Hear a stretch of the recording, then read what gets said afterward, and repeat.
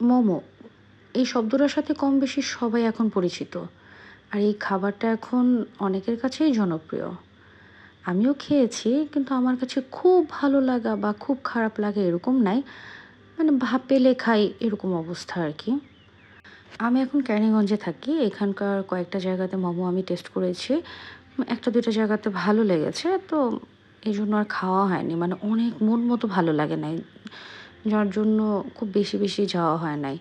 তো হঠাৎ করে একজনের কাছ থেকে মানে একটা ছোট বোনের কাছ থেকে একটা রেস্টুরেন্টের ঠিকানা পেলাম। তো সেখানে চলে গেলাম। সেটা নিয়ে ছোট্ট একটা ভিডিও করেছি। চলুন আপনাদের সাথে শেয়ার করি। আসসালামু আলাইকুম। কেমন আছেন আপনারা সবাই? আজকে আমি চলে গিয়েছিলাম কেরানীগঞ্জের কালিন্দী স্কুলের কাছাকাছি একটা মোমো রেস্টুরেন্টে। সেখানে ফ্রেন্ড আর একটা ছোট বোন আছে। এই ৩ জন মিলে চলে গেলাম। হুট করেই চলে গেলাম কোনো প্ল্যান ছাড়া। যেয়ে রেস্টুরেন্টের পরিবেশটা দেখে খুবই ভালো লাগছে। উম তো মনে চাচ্ছিলাম যে খাবারটাও খুব ভালো হোক। তো খুব গবেষণা করে ওনারা এই যে অর্ডার দিতেছে দেখতেই পাচ্ছেন। খুব গবেষণা চলতেছে। যাতে খাবার নিয়ে অপচয় না হয় এরকম অবস্থা। তো খাবার আমরা অর্ডার দিলাম। আসতে ০.৫ ঘন্টার মতো সময় লেগেছে। এই ফাঁকে একটু দুষ্টামি, ফাইজলামি, ছবি তোলা এগুলোই চলতেছিল। তো চলার এক ফাঁকে খাবার চলে আসছে। বিশ্বাস করেন জাস্ট আমি না মোমো কালার দেখে না মাথা নষ্ট হয়ে গেছে। আমি জাস্ট ফিদা হয়ে গেছি।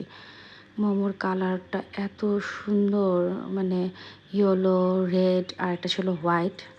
মানে আমি মুগ্ধ। মানে খাবো কি? দেখে ভাল লাগছে। আমরা নিয়েছিলাম নাগা মোমো, চিজ মোমো আর একটা থাই স্যুপ ডাম্পলিং। তো সবগুলোর টেস্ট অসাধারণ ছিল। আর আমি যেহেতু ঝাল খেতে পারি না, সেজন্য আমি চিজটা খেয়েছিলাম। আর থাই স্যুপেরটা একটু ট্রাই করেছিলাম। আমার কাছে খুবই ভালো লেগেছে। মানে আমি এ যাবৎকালে যতগুলো মোমো খেয়েছি, আমার কাছে মনে হয়েছে এটা একটু বেস্ট মোমো। তো ভালো লেগেছে। এক কথায় মানে আমি এত কষ্ট করে হুট করে যে চলে আসলাম, যেহেতু আমি মোমো লাভার না, তারপরেও যে হুট করে খেতে চলে আসছি, এজন্য খুব ভালো লাগছে। মানে টেস্টটা ভালো ছিল। আর হোয়াইট কালারের যেটা, সেটা হলো চিকেন মোমো ছিল। সেটা আর নেইনি। সেটা পার্সেল করে নিয়ে আসছি।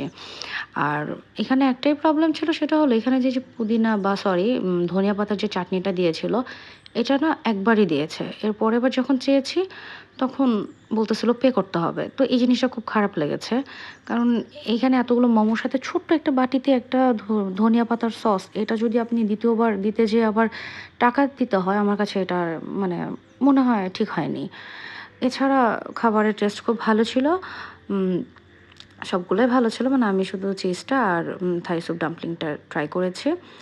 তো ওরা নাগা মোমোটা খেয়েও বলছে খুবই ভালো। তো আলহামদুলিল্লাহ খুব ভালো লেগেছে। ইনশাআল্লাহ পরে আবার যাবো।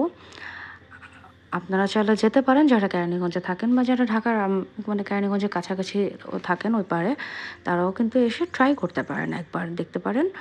এই তো। তো আজকে সবাই খুব ভালো থাকেন। আজকের মতো আমি এখানে বিদায় নিচ্ছি। আবার হাজির হব নতুন যে কোনো ভিডিও নিয়ে। সেই পর্যন্ত সবাই খুব ভালো থাকবেন। আল্লাহ হাফেজ।